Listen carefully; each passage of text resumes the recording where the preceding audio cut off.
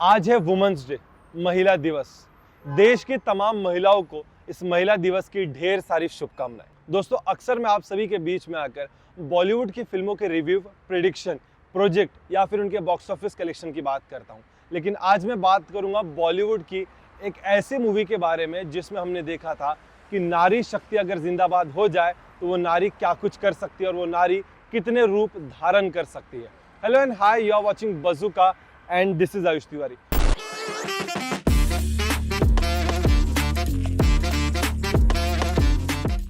दोस्तों, बात कर रहा हूं मैं संजय लीला भंसाली की फिल्म गंगूबाई काठियावाड़ी की। दोस्तों, अगर बात करो इस कहानी की तो कहानी को अगर इन शॉर्ट में मैं आप सभी को बता दूं कि दोस्तों गुजरात के काठियावाड़ी में रहने वाली गंगू को उठाकर जबरदस्ती मुंबई की रेड लाइट एरिया कमाटीपुरा में लेकर आ जाते हैं और उसे वहां पर रेड लाइट एरिया में धंधा करने लगाते हैं। अब ये गंगूबाई किस तरीके के अत्याचारों को सहन करती है, किस तरीके के दलदल में फंस जाती है और उस दलदल से बाहर निकलकर वो उस रेड लाइट एरिया की माफिया क्वीन बन जाती है। इस कहानी को जिस तरीके से सजाकर हम सभी के बीच में दर्शाया गया है वो वाकई ही तारीफ के काबिल है। लेकिन दोस्तों, इस फिल्म का हर एक सीन इंसान के रोंगटे खड़े कर देता है, क्योंकि इस कहानी को जिस तरीके से लिखा गया है और संजय लीला भंसाली इस इंडस्ट्री में जिस तरीके की फिल्में लेकर आते हैं वो ऑडियंस को हमेशा एक बहुत बड़ा मैसेज देकर जाते हैं। और ये फिल्म उस साल बहुत बड़ा मैसेज देकर गई थी उन सभी तमाम महिलाओं के लिए जो उस परिस्थिति से गुजर रही है, उनके लिए भी, और उन महिलाओं के लिए भी जो अक्सर डरकर अपनी आवाज़ उठा नहीं पाती। क्योंकि गंगूबाई काठियावाड़ी एक ऐसी कहानी थी जहां पर हमें दिखाया गया था कि दलदल में रहने के बाद भी किस तरीके से गंगूबाई कमल बनकर सामने आती है। लेकिन जब ये कमल बनकर सामने आती है तो जिन कलाकारों ने उनका साथ दिया उसमें है शांतनु महेश्वरी, विजय राज और अजय देवगन। दोस्तों, आलिया भट्ट के अलावा इन तीन कलाकारों ने भी शानदार परफॉर्मेंस देकर इस फिल्म को सजाया है। अगर बात करूँ अजय देवगन के किरदार की तो अजय देवगन एकमात्र ऐसे उसमें खिलाड़ी होते हैं जो गंगूबाई को आगे लाने में पूरी मदद करते हैं, उन्हें अपनी बहन मानकर उन्हें तोहफे में कार भी देते हैं और इस लड़ाई को लड़ने के लिए उनका साथ देते हैं। शांतनु महेश्वरी ने भी उनके दिल में एक जगह बनाई थी जो गंगूबाई के दिल में मर चुकी थी, वो थी प्यार की। अगर बात करूँ विजय राज की तो उस रेड लाइट एरिया के माफिया क्वीन रहते हैं विजय राज जी, जिन्होंने ट्रांसजेंडर का किरदार निभाया था। लेकिन जब उनकी पद ले लेती है गंगूबाई तो किस तरीके से विजय राज और गंगूबाई की आपसी लड़ाई दिखाई गई है वो भी शानदार है। लेकिन हाँ, जब ये माफिया क्वीन बनती है तब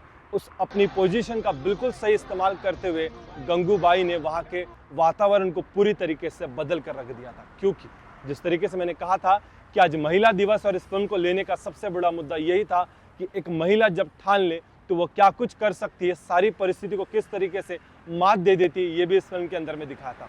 क्योंकि जब गंगूबाई उस जगह पर आ जाती है वहाँ पर मौजूद सभी महिलाओं के जीवन को बदल के रख देती है। क्योंकि उस परिस्थिति में रहने के कारण गंगूबाई ने बहुत सारी चीज़ें सीख ली थी और कहीं ना कहीं उनके बच्चों पर वो असर ना गिरे इसलिए उन बच्चों के लिए स्कूल भी खोल कर देती है।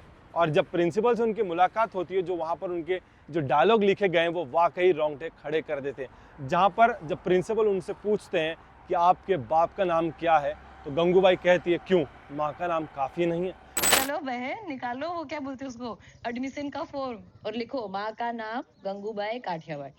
और बाप का नाम क्या लिखें? माँ का नाम काफी नहीं है ना।